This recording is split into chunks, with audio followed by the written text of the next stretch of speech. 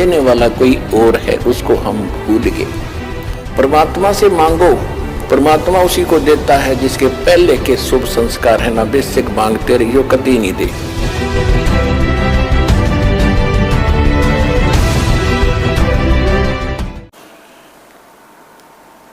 परमात्मा की महिमा का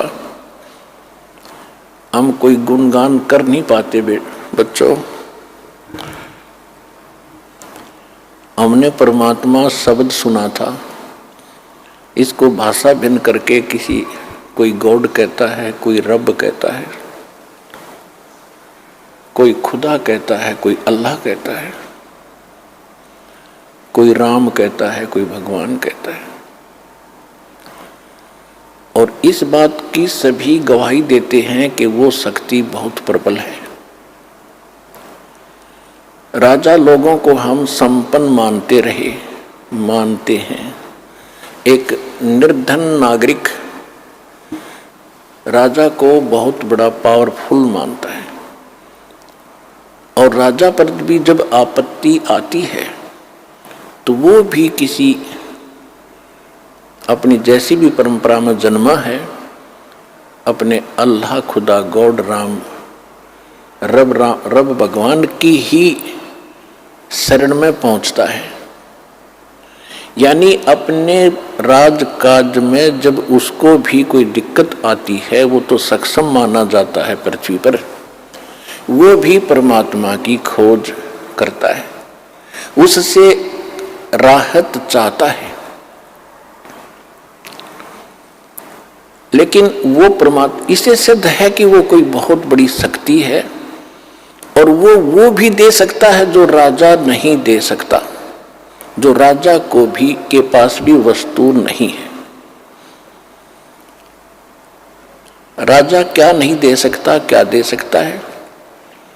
जब तक हमें ज्ञान नहीं था तब तक हम सोचते थे मंत्री ने, मुख्यमंत्री जी ने नौकरी दे दी। नहीं, रोजगार भी परमात्मा देता है। करे करावे साइयां मन में लहर उठा, और दादू सिरधर जीव के आप बगल हो जा। जो कुछ भी करता है भगवान करता है। वो करता कैसे है कि जिस पहले वो शुभ संस्कार बनवाता है और फिर उसको राहत देता है। तो शुभ संस्कार बनते हैं शास्त्र अनुकूल साधना से। शास्त्र के अनुकूल जो भक्ति हम करेंगे मर्यादा में रहकर, तो शास्त्र अनुकूल साधना में सबसे पहले सतगुरु की आवश्यकता पड़ती है, और सतगुरु बताता है फिर शास्त्र अनुकूल साधनाएं। तो जब तक हमें शास्त्र अनुकूल साधना नहीं मिलती है और हमें कुछ राहत कहीं से हम महसूस कर रहे हैं, किसी देव, ईष्ट या संत के खेमे में जाकर, उनके पास जाकर के, या किसी मंत्री, मुख्यमंत्री या किसी अन्य अधिकारी से, या किसी सेठ फैक्ट्री मालिक से, हम ये सोचते हैं कि इसने हमें कुछ राहत दे दी, तो वो हमारी एक सांसारिक सोच थी। ये सब कुछ परमात्मा व्यवस्था करते हैं, उन्हीं के लिए करते हैं जिनके पूर्व संस्कार पिछले जन्म जन्मांतर के कोई शुभ संस्कार हैं, और वो पहले निर्धारित होते हैं। ऐसे सर्कमस्टांस बनाता है परमात्मा कि फिर उन्हीं को वो सुविधाएं प्राप्त होती हैं, अन्य को नहीं होती। तो राजा लोग भी जिस शक्ति की आस करते हैं,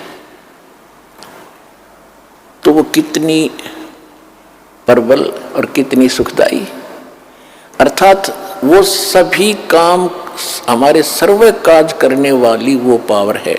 इसलिए उसकी खोज राजा लोग भी राज त्याग कर भी किया करते थे। दुर्भाग्य ये रहा कि उनको सतगुरु नहीं मिले, मार्ग नहीं मिला, परमात्मा के पाने की विधि नहीं मिली। एक सिंपल, एक आम कहावत हम सुना करते थे, गांव में प्रचलित थी हमारे यहां, कि एक राजा का मित्र था कोई किसान। राजा कहीं शिकार में गया हुआ था, जिस बकवाद करने जाते ही है राजा लोग, जब इनको सुख हो जाता है तो भगवान छोड़कर बकवादे करते हैं। तो वो ज्यादा गहरा चला गया, कहीं दूर भूख प्यास से व्याकुल था। किसान के पास अपने खेत में अपनी रोटी उपलब्ध थी, अपनी ही। राजा वहां पहुंच गया। उसने ये भी नहीं पूछा भी तू कौन है, कहां से आया है, किसान ने, और पूछा भी भूख लगी होगी तेरे को घोड़े वाले। कहा जी भूख लगी। बैठ पहले भोजन खा। भूख लगी हुई थी, भोजन उसने सारा खा लिया। फिर उसने तब पूछा कि आप क्या खाओगे, कि कोई ना, मैं तो यहाँ से कोई घास फूस और फल फ्रूट मिलेगा तो खा लूंगा, आप अतिथि हो। इस बात से बड़ा प्रभावित हुआ राजा। तो राजा ने कहा भाई तेरा नाम क्या है? ये नाम है, ये मेरा गांव है। फिर उसने बताया कि भाई मैं राजा हूं इस नगरी का, जिस क्षेत्र में तेरा गांव पड़ता है, और तुझे कभी कोई आपत्ति आवत मेरे पास आ जाना। कुछ वर्ष उसको उसने एक ऐसा बना के दे दिया, अपना ऐसा कोई आइडेंटिटी उसको बनाकर दे दी कि तेरे को कोई नहीं रोकेगा, कभी आ जाना मेरे राजमहल तक, यानी मेरी रेजिडेंस तक भी आ जाना। तो इतना प्रभावित हुआ राजा उस किसान के इस बात को देखकर के अपने मुंह से रोटी निकाल कर अतिथि को दे दी। ये छोटी बात नहीं, ये पिछले संस्कार ही होते। तो वहां पहुंचा। एक दिन उसको कोई बात याद आ गई कि अभी राजा से मिलकर आते हैं।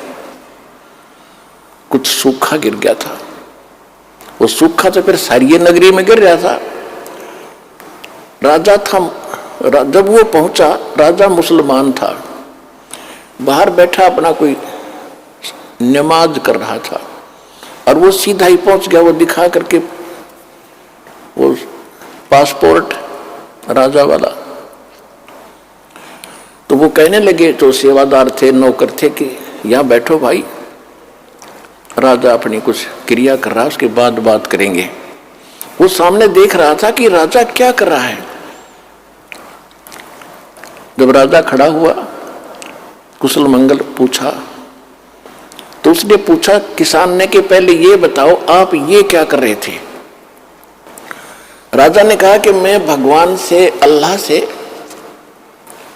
अपने राज्य में, अपने घर में सुख की कामना कर रहा था। अकाल गिर गया है, इसके लिए दुआ मांग रहा था। तो किसान कहने लगे, अच्छा, अरे मैं तो भिखारी के पास आ गया भाई, उससे तो मैं न मांग लूंगा अपने घर पे, फिर तेरे से क्या जरूरत है मुझे मांगने की।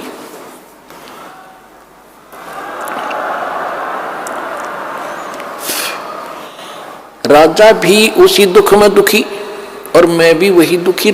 मांगना किसी देने वाला कोई और है, उसको हम भूल गए।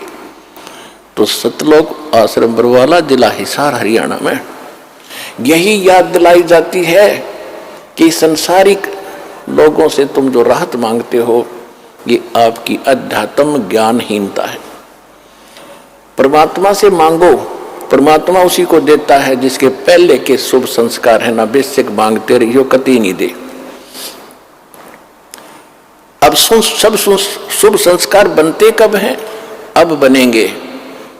शास्त्र अनुकूल साधना इस दास के पास उपलब्ध है, वो रियल साधना है। इससे आपके रोज शुभ संस्कार बनेंगे, आपको इस जन्म में भी देगा और सतलोक में भी आपको ले जाएगा। ये वो साधना है।